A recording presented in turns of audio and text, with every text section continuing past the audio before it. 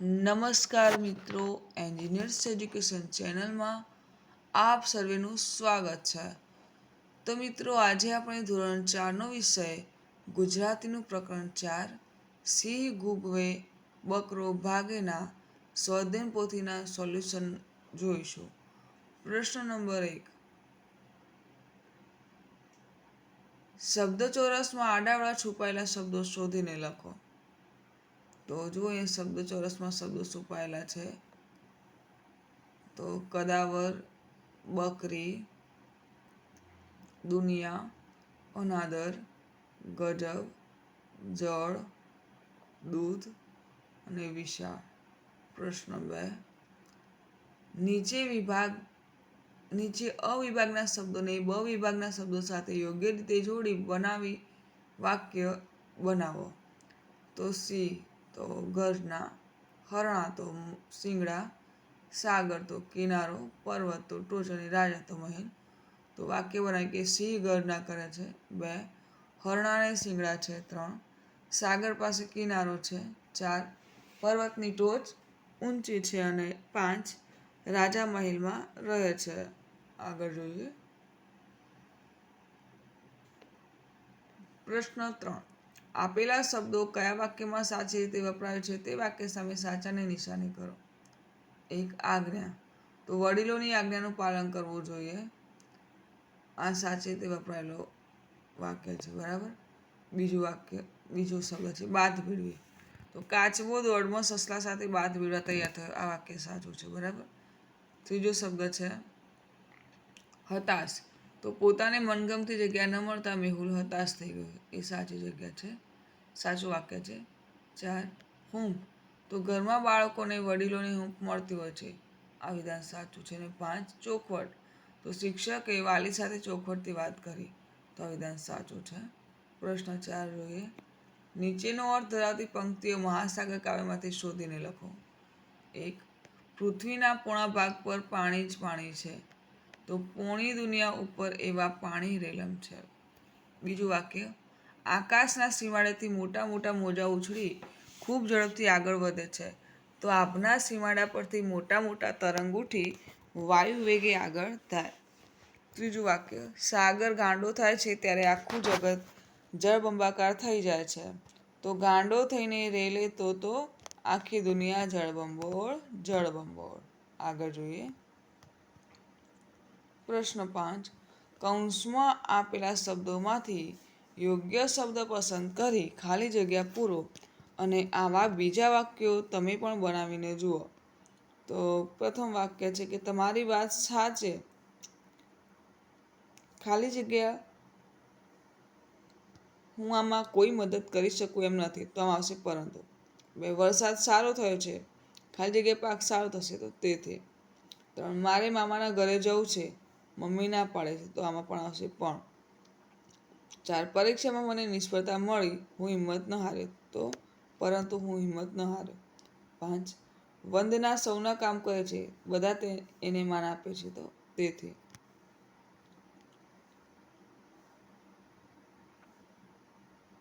વાક્યો બનાવી બીજા કે દાદીને આજે ઉપવાસ છે તેથી તેઓ જમશે નહીં. બીજું વાક્ય, કોયલનો રંગ કાળો છે પણ કંઠ મીઠો છે. ત્રીજું વાક્ય, અમરત કાકીને મંગુ વહાલી છે તેથી તેઓ તેને બહુ વહાલ કરે છે.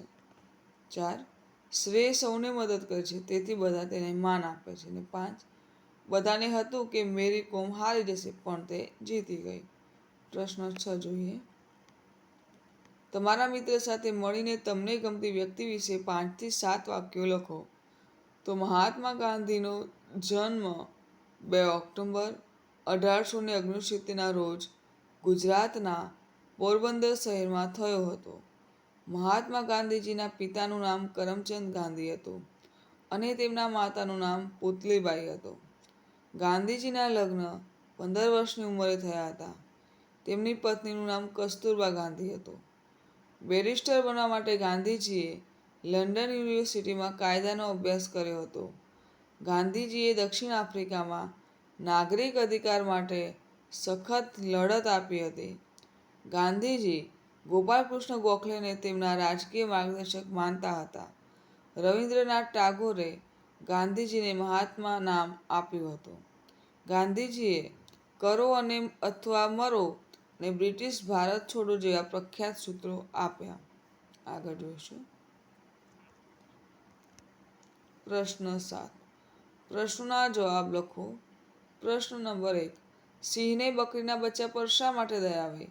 તો સિંહને બકરીના બચ્ચા પર દયા આવી કારણ કે એને મનમાં થયું કે જેમ મારું બચ્ચું મને વહાલું છે તેમ સૌને પોતાનું બચ્ચું વહાલું હોય. હું આને સિંહ પાસે લઈ જાઉં તો તે મારા બચ્ચા સાથે રમશે ને મોટું થશે. પ્રશ્ન 2. બકરીનું બચ્ચું એકલું બહાર કેમ નીકળ્યું હશે? તો બકરીનું બચ્ચું કદાચ રમતા રમતા પોતાની માતાથી અલગ પડી ગયું હશે અને આમ તેમ કૂદકા મારતા જંગલમાં આવી ગયું હતું. પ્રશ્ન 3. સિંહણનું બચ્ચું અને બકરીનું બચ્ચું સાથે રહેતા હતા. એમ તમે કયા પ્રાણીઓને સાથે રહેતા રમતા જોયા છે? કહો જોઈએ. તો કૂતરો અને બિલાડી, પંખી અને બિલાડી, બકરી અને કૂતરો, નાના બાળક અને પાળતું પ્રાણી અને ઘોડો અને કૂતરો. પ્રશ્ન 4. મોટિયાએ નાનિયાને હાથીઓની વચ્ચે જવા ન દીધો. આ વાત સિંહણને ગમી. શા માટે? તો સિંહણને મોટિયાએ નાનિયાને હાથીઓની વચ્ચે જવા ન દીધું એ વાત પસંદ તો આવી પણ તે ખુશ નહીં થઈ કારણ કે તે જાણતી હતી કે હવે તેનો દીકરો ખરું સિંહ બની ગયો છે અને આગળ જઈને એ મોટિયાને પણ બક્ષશે નહીં. પ્રશ્ન 5 જોઈએ. બકરીના બચ્ચાએ સિંહણની આંખમાં શું જોયું હશે? તે પરથી એ શું સમજી ગયો હશે? તો બકરીના બચ્ચાએ સિંહણની આંખોમાં પ્રેમ છતાં સચોટ ઇશારો અને ભવિષ્યનો ખતરો જોયો. એ સમજી ગયો કે હવે મિત્રતા ન ચાલે અને તે ત્યાંથી શાંતિપૂર્વક ચાલી ગયો. આગળ જોયો. પ્રશ્ન 8. અહીં વાર્તાની શરૂઆતનો ભાગ આપ્યો છે. હવે તમે આ અધૂરી વાર્તાને તમારી મરજી મુજબ આગળ વધારો. તો એક જંગલ હતો. એ જંગલમાં એક સિંહ રહેતો હતો. એક વખત તે વિચારે ચડ્યો, મારા પશુ પક્ષીઓનું પાણીનું દુઃખ નિવારવા મારે શું કરવું જોઈએ? આ આકરા ઉનાળાના તાપમાં તે કેમ કરી જીવશે? મારે કંઈક રસ્તો કાઢવો પડશે. આ ચોમાસાના વહી જતા પાણીને રોકવા માટે કંઈક ઉપાય કરવો પડશે. હા, મારા અંગત સાથીદારોને બોલાવી એમની સલાહ લઉં. ઉપાય જરૂર મળશે. તેણે તો આપણે આગળ વધારીએ કે જંગલના બધા પ્રાણીઓમાં વડીલ ગણાતા હાથી, વાઘ, ઘેડા અને મધમાખીના રાજાને બોલાવ્યા. સૌ એક મોટા વટવૃક્ષની છોએ ભેગા થયા. સિંહે પોતાની ચિંતા તમામને કહી. હાથી બોલ્યો, મહારાજ, જો આપણે ચોમાસાની શરૂઆતમાં જ એક નાનો બંધ બનાવીએ તો વરસાદનું પાણી જંગલમાં જ સચવાઈ રહેશે. મધમાખીના રાજાએ કહ્યું, હું મારા ઝૂંડને કહું તો તેઓ પોતાની મહેનતથી કાંટા અને પાંદડા ભેગા કરી પાળ બાંધી શકે. ગેંડા બોલ્યા, હું અને વાઘ ગભરાતા પશુઓને મદદ કરવા તૈયાર છીએ. આપણે મળીને પાણી ભરાવાનું સ્થળ પણ બનાવી શકીએ. સિંહે ખુશ થઈને કહ્યું, હું ખૂબ જ ગૌરવ અનુભવું છું કે તમે બધાએ મારી વાતને મહત્ત્વ આપ્યું. ચાલો આપણે આવતીકાલથી કામ શરૂ કરીએ. આ રીતે આખું જંગલ એકસાથે આવીને એક નાનું તળાવ બનાવવામાં લાગી ગયું. વરસાદ પડ્યો ત્યારે તે તળાવ પાણીથી ભરાઈ ગયું અને આખો ઉનાળો જંગલના પ્રાણીઓ તેના પાણીથી જીવન જીવી શક્યા. આ એકતા અને સહકારની વાર્તા હતી જ્યાં દરેકે પોતાનું યોગદાન આપ્યું અને સમગ્ર જંગલ માટે એક સુંદર ઉદાહરણ બની ગયું. તો બાળ દોસ્તો, અહીં આપણો વિડીયો પૂર્ણ થાય છે. તો જો આપને મારો વિડીયો ગમ્યો હોય તો વિડીયોને લાઈક કરો, શેર કરો અને મારી ચેનલ એન્જિનિયર્સ એજ્યુકેશનમાં જો આપ નવા હોય અને હજુ સુધી મારી ચેનલને સબસ્ક્રાઈબ ના કરી હોય તો મારી ચેનલ એન્જિનિયર્સ એજ્યુકેશનને સબસ્ક્રાઈબ કરો અને જોતા રહો એન્જિનિયર્સ એજ્યુકેશન ચેનલના નવા વિડીયો. મારો વિડીયો સંપૂર્ણ જોવા બદલ આપ સર્વેનો આભાર.